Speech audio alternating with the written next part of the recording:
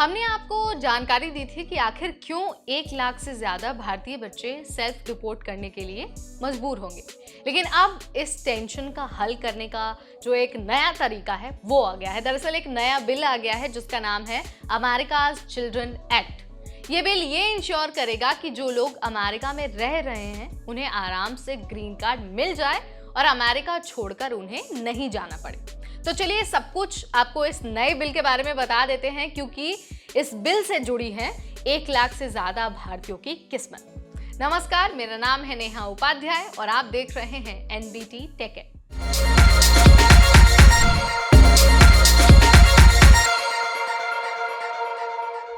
जब Indian professionals H1B visa पर America आते हैं तो उनके बच्चों को मिलता है H4 वीजा। ये बच्चे अमेरिका में ही स्कूल में जाते हैं, दोस्त बनाते हैं और वहीं पर बड़े होते हैं। लेकिन अगर उनके माता पिता को ग्रीन कार्ड नहीं मिलता है और ये बच्चे 21 साल के हो जाते हैं तो ये अमेरिका में नहीं रह सकते हैं। ये अमेरिका का कानून कहता है। उन्हें या तो अमेरिका छोड़ना पड़ता है या फिर किसी और वीजा के लिए अप्लाई करना पड़ता है। ये जो पूरा प्रोसेस है इसे कहा जाता है एजिंग आउट। और एजिंग आउट की समस्या से हर साल 10,000 से ज्यादा भारतीय बच्चे प्रभावित होते हैं। लेकिन अब इस समस्या के लिए आ गया है अमेरिकाज चिल्ड्रन एक्ट। लेकिन ये एक्ट है क्या, कैसे काम करने वाला है, ये जान लीजिए। तो देखिए, एक ये नया बिल है जो कांग्रेस यानी कि जो अमेरिकी सांसद है उसमें लाया गया है। इस बिल का मकसद ये है कि जो बच्चे H4 वीजा पर पले बढ़े हैं उन्हें अमेरिका में रहने और काम करने का अधिकार मिल सके। अगर ये बिल पास हो जाता है तो ऐसे बच्चों को ग्रीन कार्ड मिलने का एक आसान रास्ता मिल जाएगा। इस बिल के 3 बड़े फायदे हैं। एक तो ग्रीन कार्ड वेटिंग लिस्ट में उनकी जगह नहीं हटेगी और साथ ही जो लोग 10 साल से अमेरिका में रह रहे हैं और कॉलेज से ग्रेजुएट हैं उन्हें ग्रीन कार्ड मिल सकता है। इसके अलावा 5 साल बाद वो अमेरिकी नागरिकता के लिए भी अप्लाई कर पाएंगे। अब ये जान लीजिए कि ये बिल इतना जरूरी क्यों है। जरूरी ये बिल इसलिए है क्योंकि ग्रीन कार्ड के लिए इंतजार 10 से 20 साल तक लंबा हो सकता है।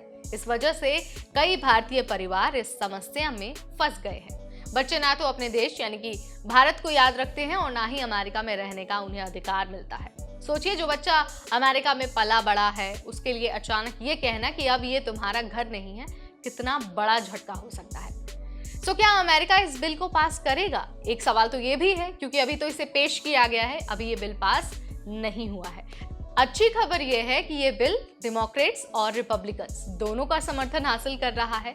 कई भारतीय परिवार और उनके बच्चे इम्प्रूव द ड्रीम जैसी संस्थाओं की मदद से आवाज उठा रहे हैं। अगर ये कानून बन जाता है, पास हो जाता है, तो लाखों भारतीय परिवारों की जिंदगी बदल सकती है।